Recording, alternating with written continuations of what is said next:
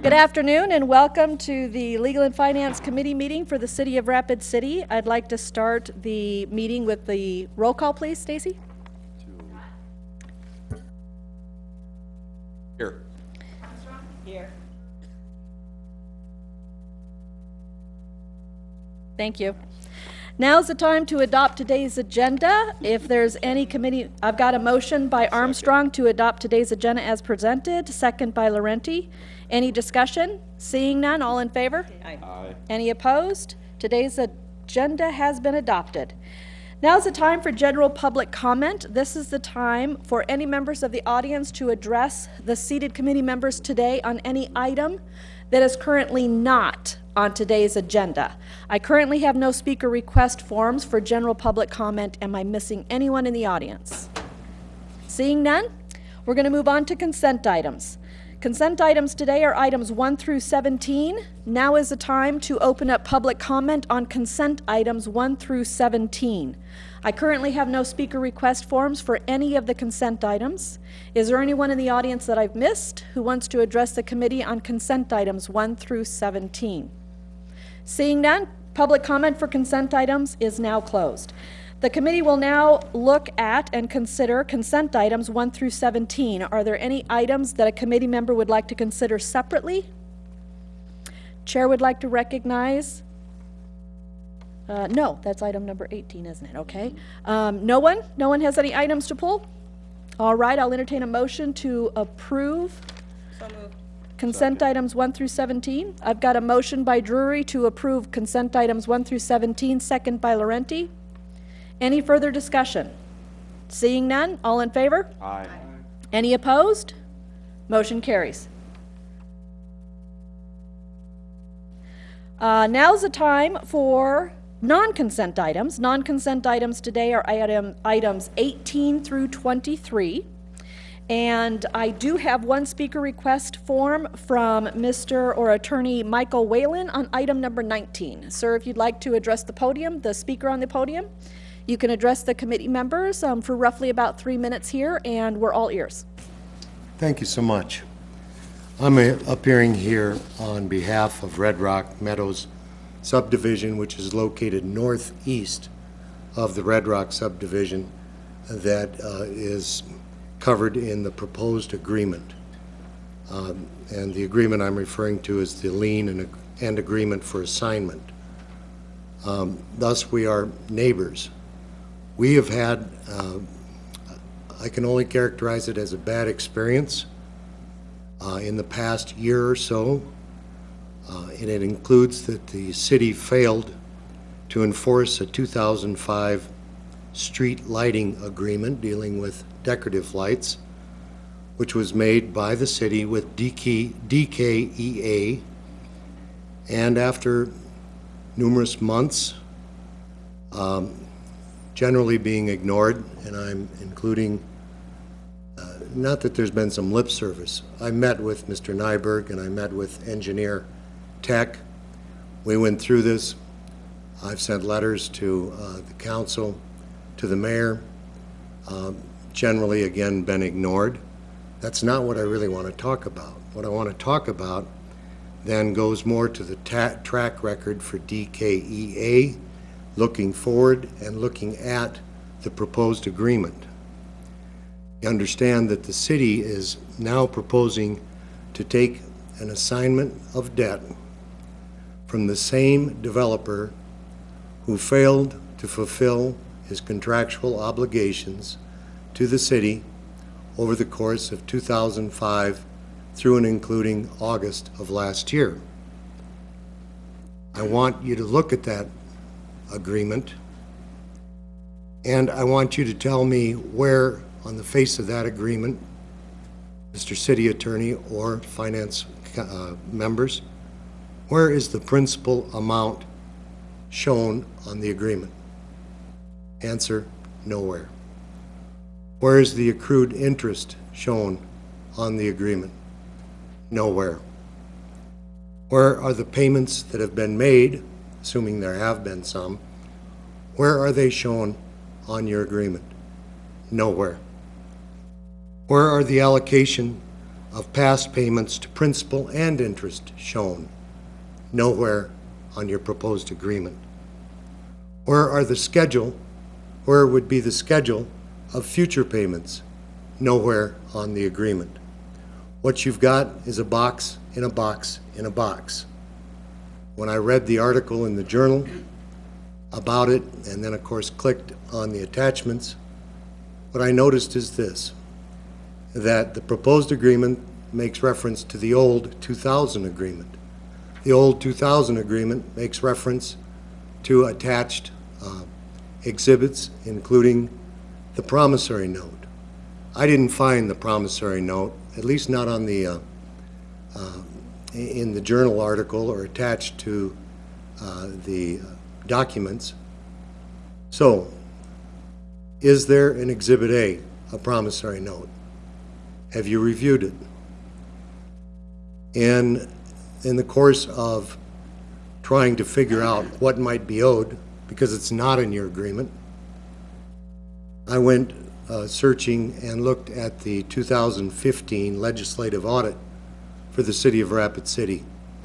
And there you will find on page 39 of that audit by Cadel Forstmann, you will find a reference to notes receivable, and in particular approximately $250,000 owed in 2015 at the end of December 2015.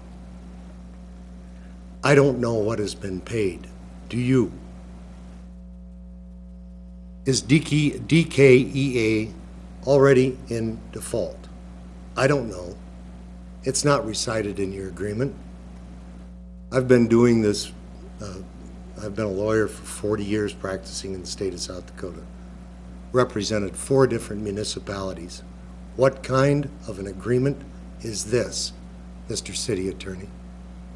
Why would you not set forth the amount owed or the accrued interest?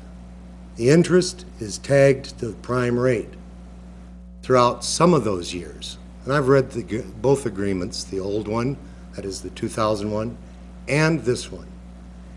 And you've got vagaries. You've got vague references to the prime interest rate. There doesn't appear to be any kind of an accounting here.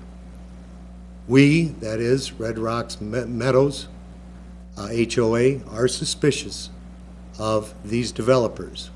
If you look, you'll find that the same people are behind each of the LLCs that you make reference to in the original agreement and also in the existing agreement. Mr. Whalen, Yes, can you go ahead and wrap it up now, and then when we get to that item, any committee member may ask you additional questions at that all time. right, thank you. These are the questions I have in mind, and I will be brief. When did the interest begin accruing under the 2000 agreement?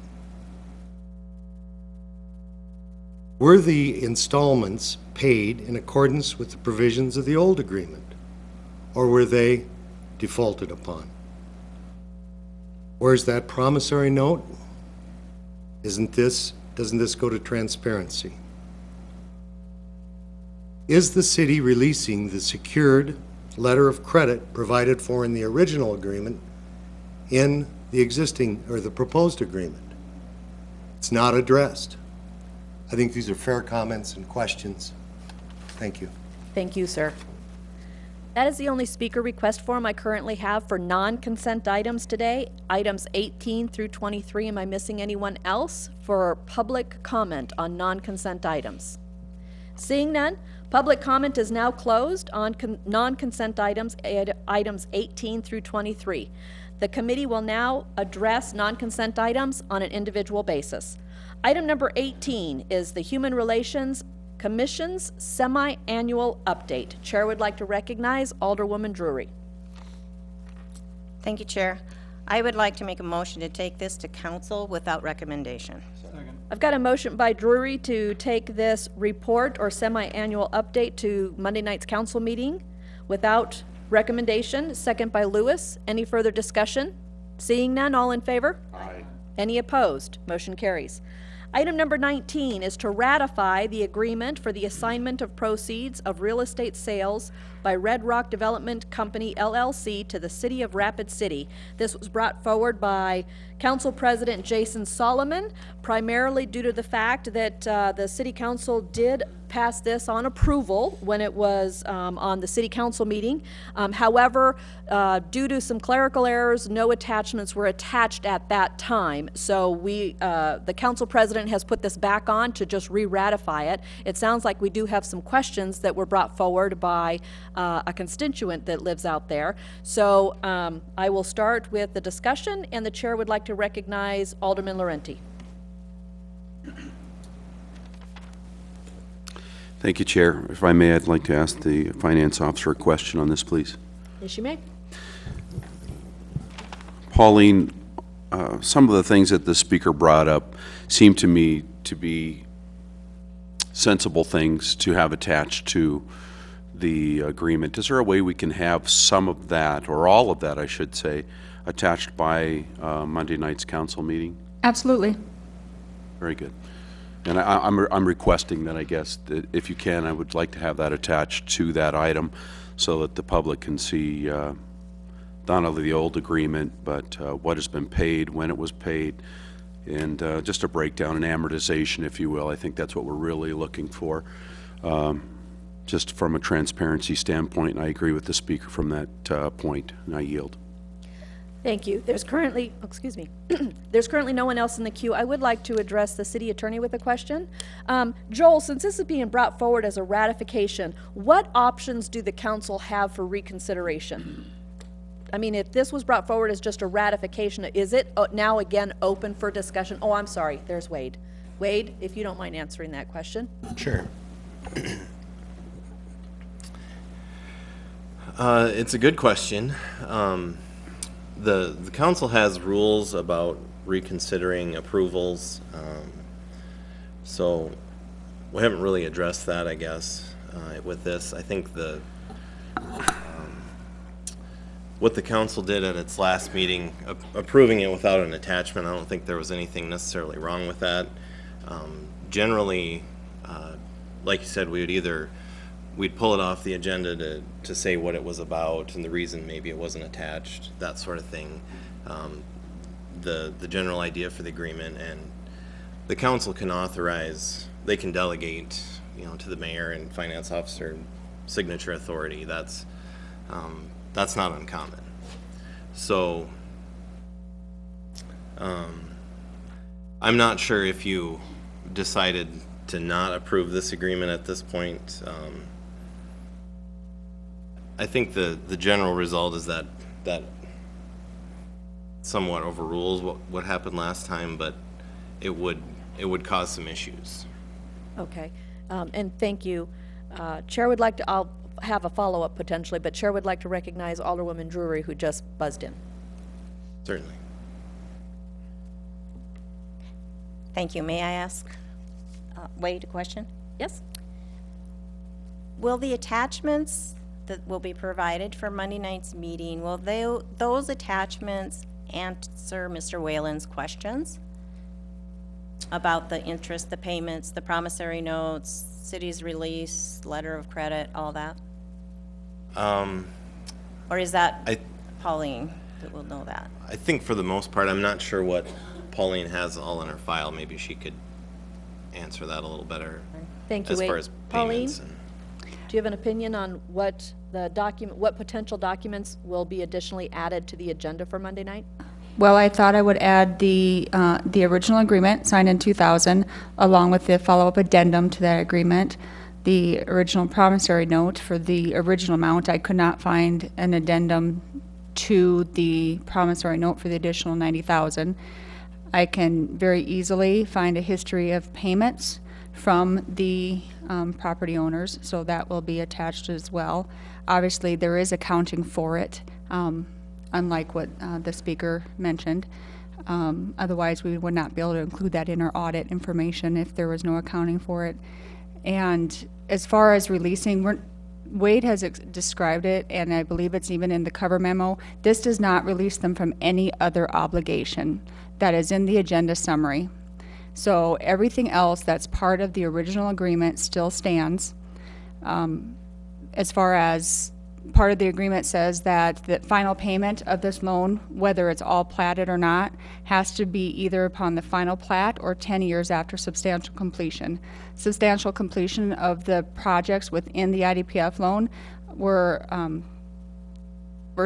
designated as July of 2008. So July 2018, either way, this has to be paid in full according to the original agreement. As far as when interest started accruing, that again is in the agreement, 5 years after substantial completion, so that started in July of 2013. We keep track of that.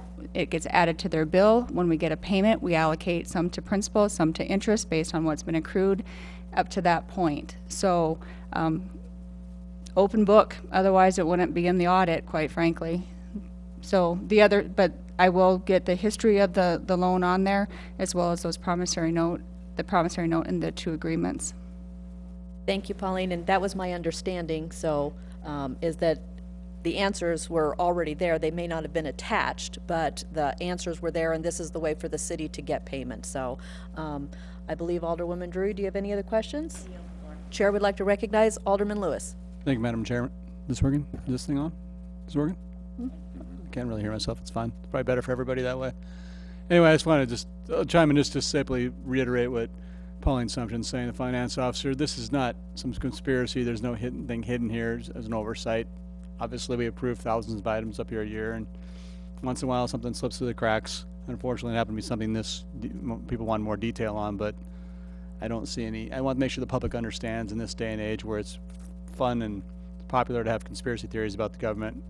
This is simply an honest oversight, and I don't think anything's going to change because of it. So I just want to make sure everybody understands that the public gets the message that, hey man, mistakes happen. It's not that big a deal, and we're all the information's there for you. If you want to look it up, it's here, and I just want to make sure that's understood. So thank you.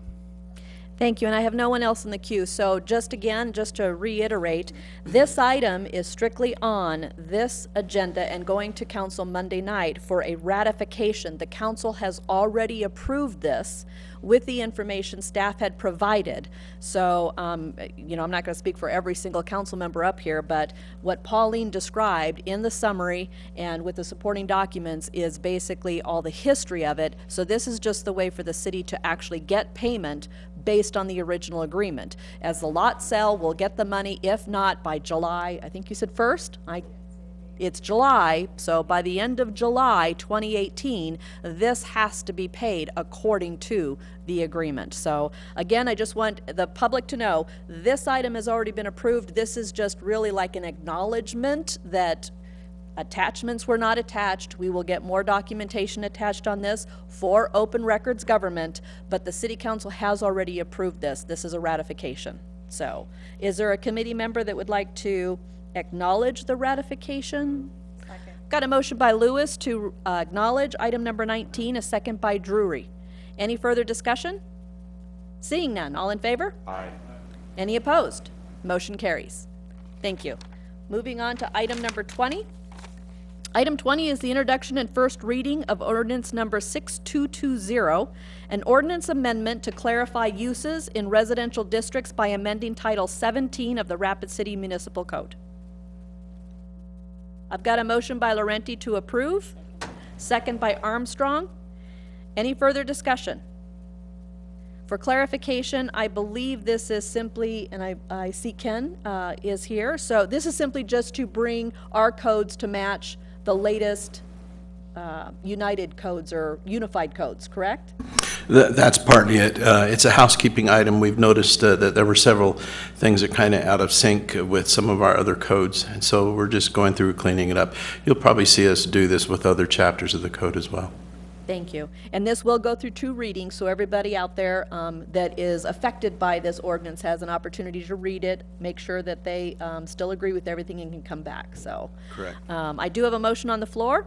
All in favor? Aye. Any opposed? Motion carries. Item number 21 is the second reading and recommendation of ordinance number 6221 regarding the supplemental appropriation number 1 for 2018. Second reading. Move to approve. Got a motion by Laurenti to approve, second by Drury. Any further discussion? Seeing none, all in favor? Aye. Any opposed? Motion carries. Item number 22 is the introduction and first reading of ordinance number 6224, an ordinance repealing Chapter 1.08 of the Rapid City Municipal Code relating to wards and precincts, and adopting a new revised Chapter 1.08 of the Rapid City Municipal Code. This is primarily that we had some annexations and de-annexations, and this is getting them into the wards for the upcoming voting season. So Move to approve. I've got a motion by Laurenti to approve, second by Armstrong. Any further discussion? Seeing none, all in favor? Aye. Any opposed? Motion carries. Item number 23 is to authorize the mayor and finance officer to sign municipal advisor agreement with Doherty and Company in regard to the Rushmore Plaza Civic Center Barnett Arena project. That's a mouthful. So I've got a motion by Lewis to approve, second by Laurenti. Any discussion? Seeing none, all in favor? Aye. Any opposed? Motion carries. Entertain a motion to adjourn? Got a motion by Drury to adjourn, second by Armstrong. Any further discussion? All in favor? Aye. Any opposed? We're adjourned. Thank you, everyone.